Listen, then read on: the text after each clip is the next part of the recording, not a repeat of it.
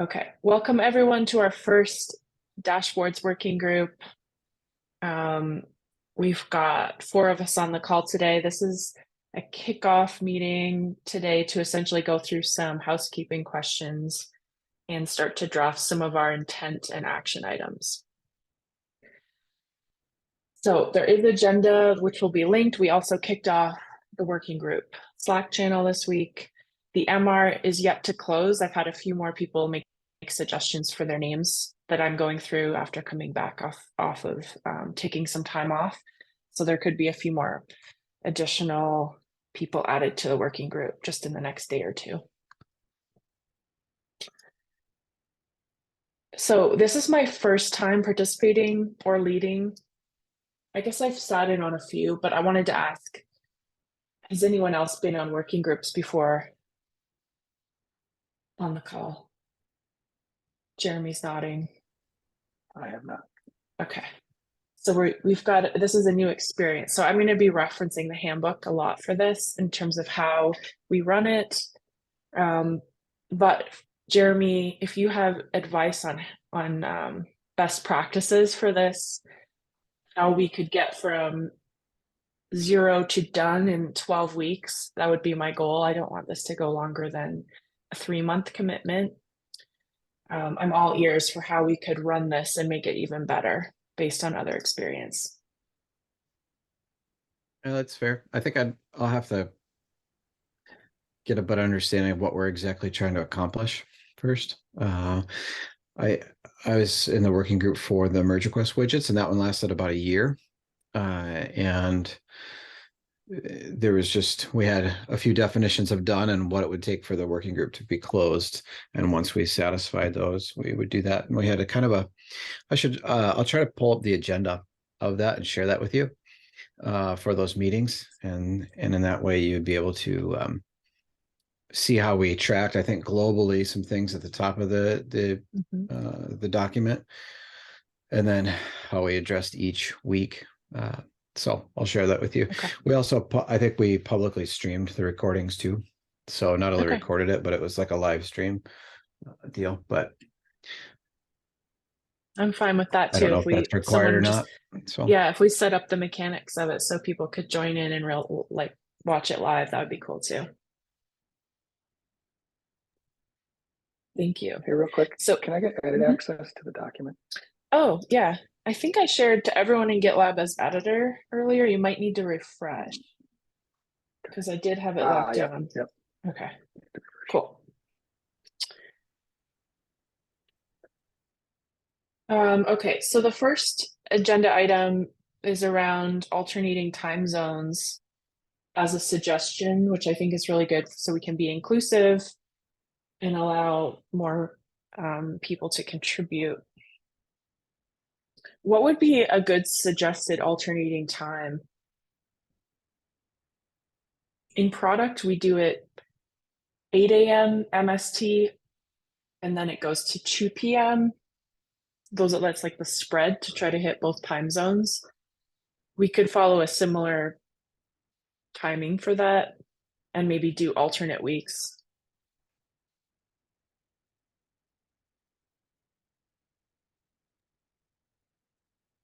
I'm not sure exactly what times would be best, but I think it was Ali and Matei that I think have the most distinct time zone differences.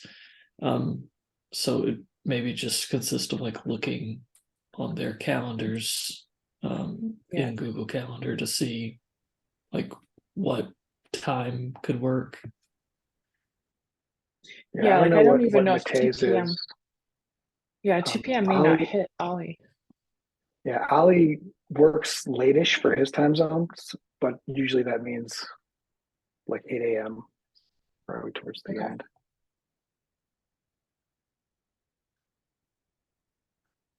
Okay. I'll follow up on that one and just see if we can get one that aligns with both. And then I'll try to modify the recurring. Right now it's just recurring at this time weekly. So I'll make it recur every 2 weeks once we figure that out, and then make an alternate that does the alternate time zone.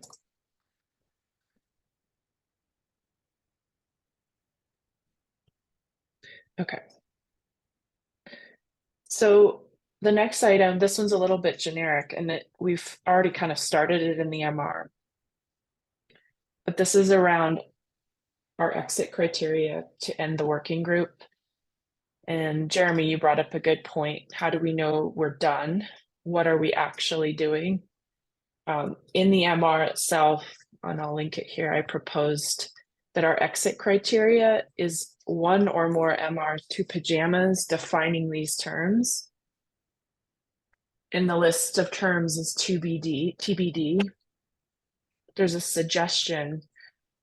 I can paste the suggestion in from the direct, just the MR's description of names that have been tossed around. But there's probably more to this.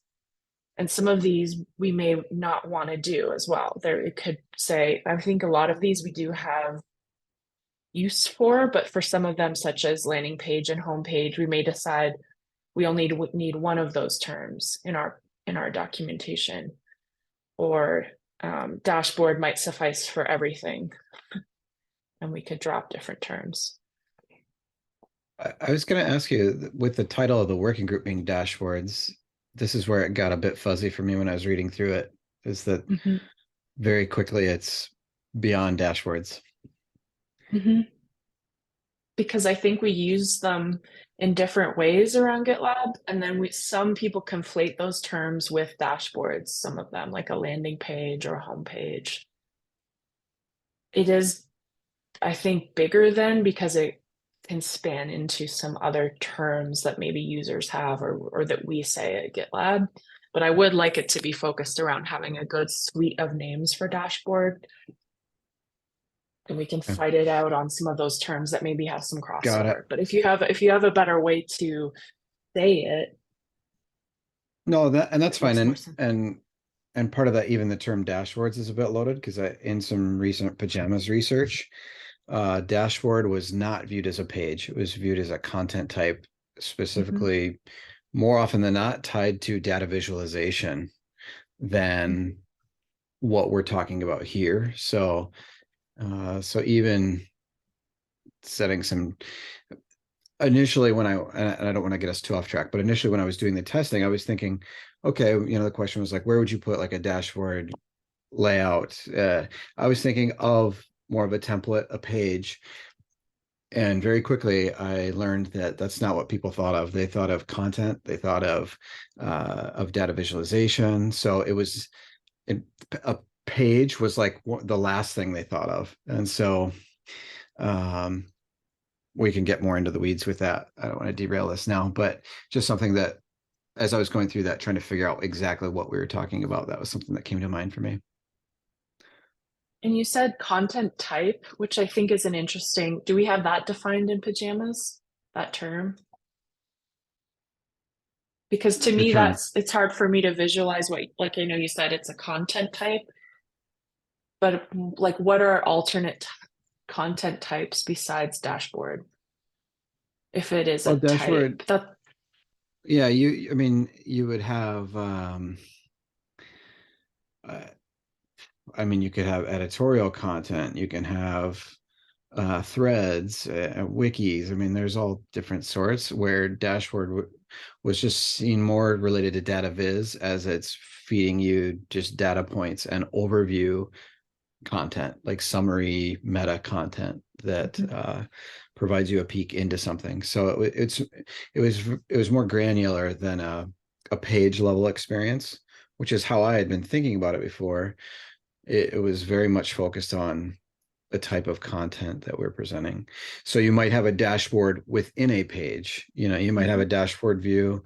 You might have multiple dashboard views within a page, but it was never referred to as oh, the milestones dashboard. Like, that was never even on the radar, right? So yeah, I think that's a good point and something to keep in mind.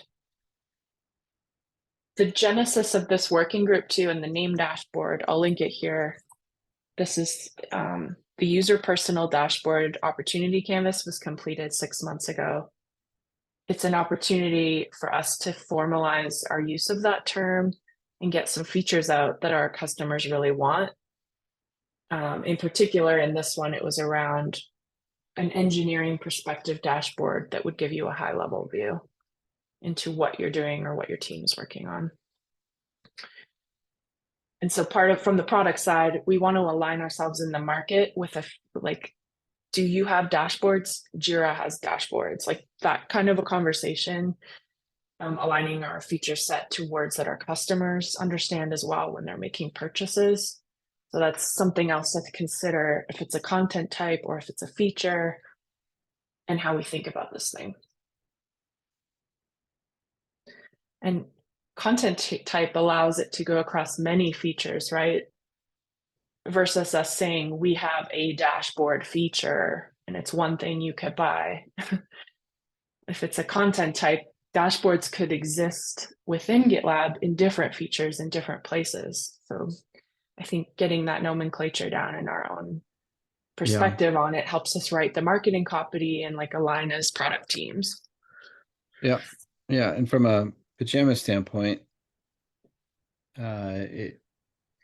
it's we're thinking in terms of page layout and construct and content, and so not marketing. So it's a bit different too. It might be one of those things where we have to weigh the differences between templating and versus content and stuff like that. And that's kind of what I uncovered in some of that research, is that there's just there's a few different modes to come at it, but most often it was just content. So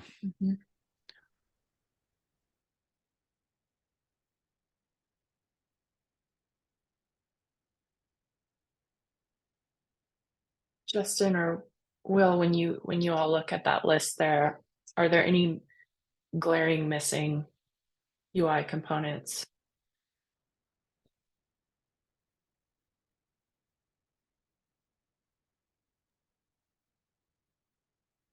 Nothing I can think of.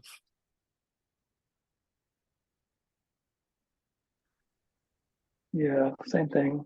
There are facets of those that I could think of, like being able to dig into a graph, but I think that could be just part of the graph in and of itself.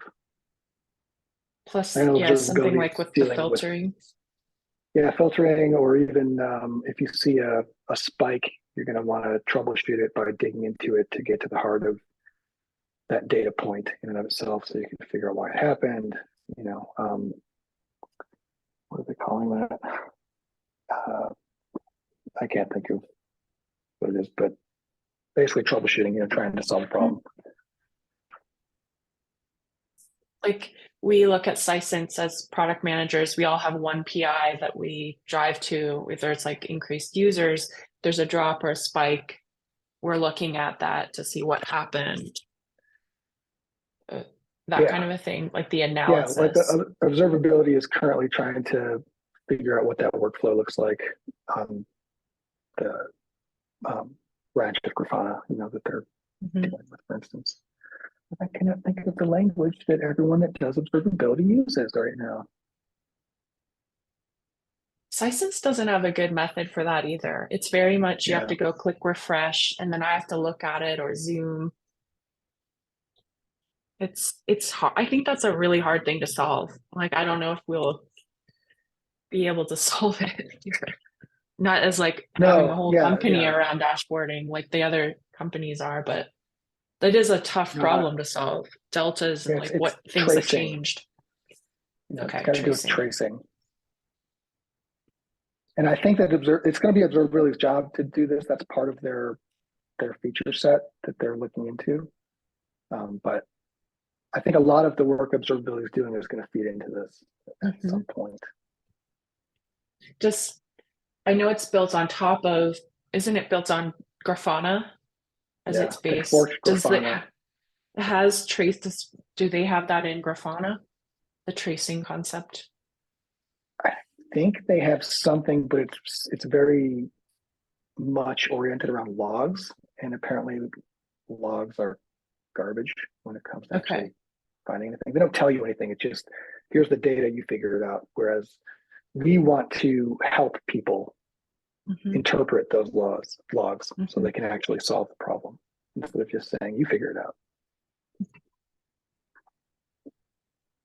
So we need some kind of method to alert or present a delta or a change that someone wouldn't have found if they're just waiting. Like I'm just always, every month I check in on my SciSense, but it should tell me if my users dropped or something like that. So because Yeah, there's and- usually when you have that many graphs, you can't keep up on them like that. It's so hard. Yeah. And that brings to the foreground Valerie's biggest concern about the word dashboard. You know, it's not really a dashboard, it's alerting. That's really what you want. You want to look at a chart and say, when it reaches this threshold, tell me, or when it's about to reach it, tell me so I can deal with it. I'm not going to look at my dashboard every 5 seconds to monitor it myself, you know. And that's what came out of the research that Will and Ali did too. In SciSense, we set targets, which is as a line we're trying to hit, usually on growth, but maybe something is similar, like to that of just setting a variable or something, and if it bridges above it or below it, some kind of notification. Yeah. Like I think that'll come about once we dig into what alerts mean. It'll probably be part of that, which will also have ramifications on the charts themselves, I'm guessing. Can a graph exist without a dashboard?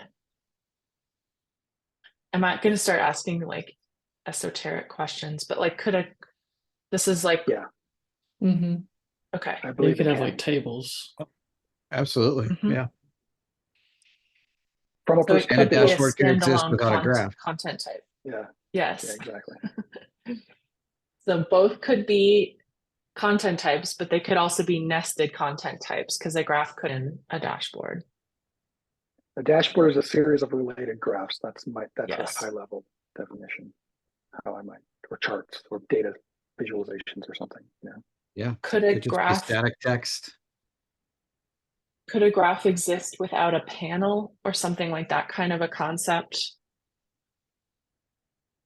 What do you mean by panel? That's what I'd ask too. So in SciSense and some other dashboarding tools, they kind of call the widgets like a panel, and like panels are within a dashboard, or sections. Panels could be within sections. Sections might have headers, and then the content is within those. I definitely could see it being outside of that. It might be one of those things where if you have a graph in a dashboard, then it's in a panel. But if you have a graph in a content page, in a wiki, in an issue, whatever else it might be, it can be standalone. From a styling perspective. Oh, go ahead, Justin. In our past monitoring capabilities, we allowed users to take a URL of a chart and then put it into a comment. So then it would be a standalone, just an instance of that chart. Observability is doing the same thing with their Grafana charts. So in a way, I could see that, but it's still wrapped. I mean, that chart in and of itself is a widget. You know, it's a panel of some sort. Otherwise, it needs that to contain the content. There's some Chrome around it, so that's where I'm getting to. Is like, if you just drop that in a comment, do we want to call something around every single one of these things that maybe has a little copy hamburger at the top, or like something that wraps it up in a neat bow? So there has to be something, because users need to be able to get the URL for that chart or edit that chart specifically, edit the data for that or whatever. So there needs to be some way, whether it's a right click or a menu or a title bar that has, you know, the Chrome, like you're saying. I said panel, but you said the word widget. Does widget make more sense in GitLab terms? I don't think so. Jeremy, I was going to say Jeremy could talk to that better than me. No, widget would have function, and I think what we're talking about here is maybe just a container, because a container, it's not descriptive of the UI representation of it necessarily. It can be a semantic container, it can be a visual container, but it's a container, and I think that explains what it is. Panel is it's a bit too loose. Like, you know, a drawer is a panel. The drop down that opens a panel. Like those are panels. Mhm. So to me, it's just a container. It's something that is basically surrounding it. And so, um, yeah. What if it has shareability in it though? Like some of these we're talking about. Because that is Yeah, functionality at like a top bar or something like that. well, but then that's where, uh, like I think about a card, for example. I mean, a card could be a container of this. A card might have like specific functionality tied to it. A container, maybe not so much. And so I think it might depend on the object, on what it is and what the interactions are. Are you doing something at a container level, or are you doing something at a graph level, right? Mhm. Can that container contain multiple graphs, or multiple elements? Probably. So I think that we'll have to kind of figure that out, and what that other hierarchy Mhm. would be. And maybe there's variance. Maybe you have a static container, and maybe you have a shareable container, or whatever, Mhm. a container with actions. Um, Mhm. there's that kind of a deal too. And single source versus multiple too, right? Like maybe you have one place, but it gets used in a comment somewhere in GitLab as a reference or in somewhere else in Markdown. Like, do we know that like that is the single source of truth, or did I just make a copy and now mine's out of sync? Because Part of ideally you'd want to have it like one place, right? And then if it's referenced on 10 different dashboards, we know that that's still the SSOT. interesting concept of having the charting existing on multiple dashboards. I don't see why you couldn't do that, but once you get into the pasting into an issue or MR or something comment, that's when it has a shelf life. That's what I'm learning about their current development. Sysons dupes them too. Like they create new URLs, new versions. You don't really ever get to do that. That's weird. There's always a copy or duplicate function, but you can't just embed. I guess it's an embed versus a SSOT. Yeah, the data source should always be the same. So I think Like a, that would mean that yeah. it almost is You can irrelevant embed wherever in it other is. websites or like Markdown, but you can't do the embed within the Sisense world of another dashboard in there. You can't just have it showing up on two. But I could embed it into the GitLab handbook, and that would be fine. Just like a internet object embed.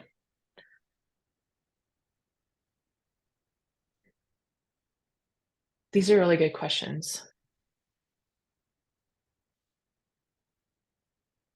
I know we're getting close to time here, so actually we should be wrapping up in the next minute.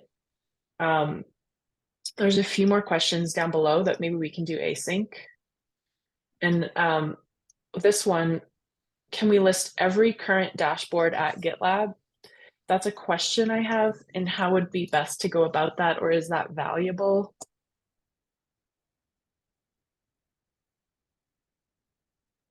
There's a lot to I think count. yeah, but I think it'd be helpful to have it to at least Okay. understand, because that'll give us a way to understand different use cases, so we can define what is a dashboard. I'd also Does have someone want to multiple take the lead people on that weigh one? in on that.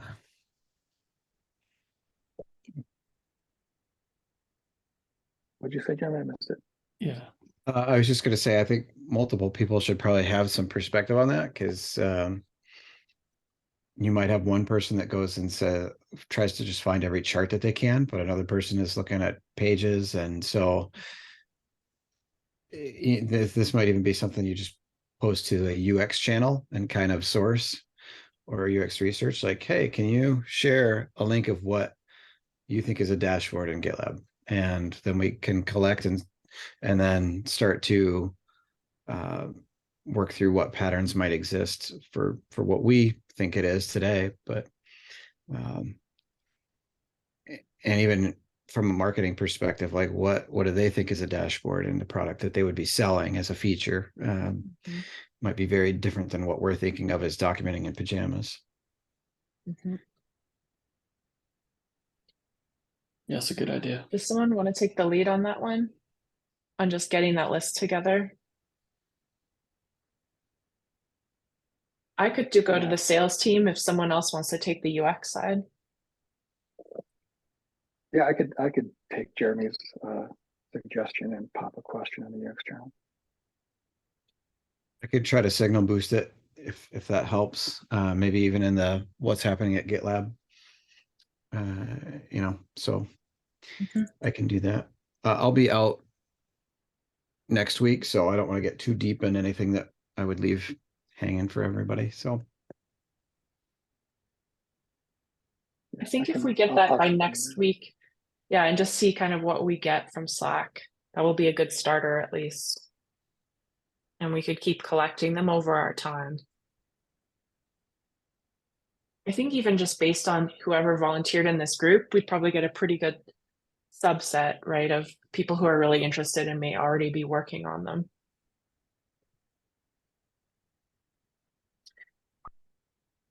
And then the last two are, what are our biggest unknowns for this group?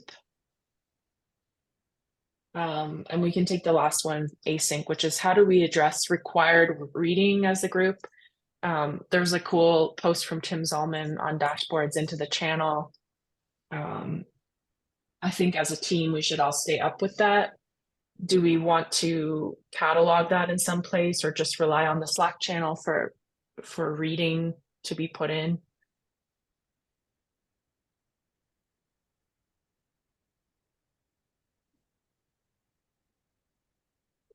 Is there, so you're this MR is going to go on the working group home handbook page? Where does this MR go? Yes. Yeah, it's a handbook. It's just a static handbook page. And then, but we could create an epic that we use. We could create issues for every meeting. We could do whatever we want in terms of our structure for our work product. The current integrations group is doing they're also doing one right now, and they have a good structure where they have like a whole epic up and then they create issues as needed, but they're building features. We're not building, but we could still create issues to track things like use of dashboards as a list, things like that.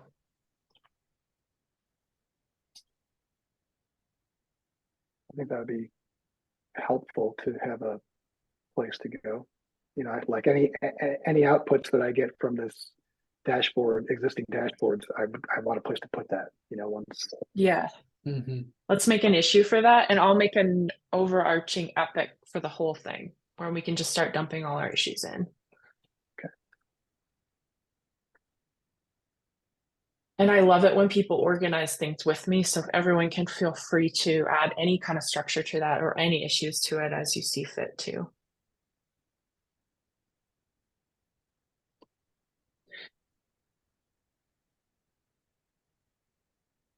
Nice. Okay. So let's wrap up for today. Thank you, everybody. We're going to be going into the holidays, so we'll probably have a little bit sparser attendance throughout December, but we'll keep it async. And let's get, for the next week's meeting, think about some deadlines as a team that we can start to map out the next 12 weeks and just put some goals down. How do we structure getting to alignment on these things? What would be some good milestones to have as a team?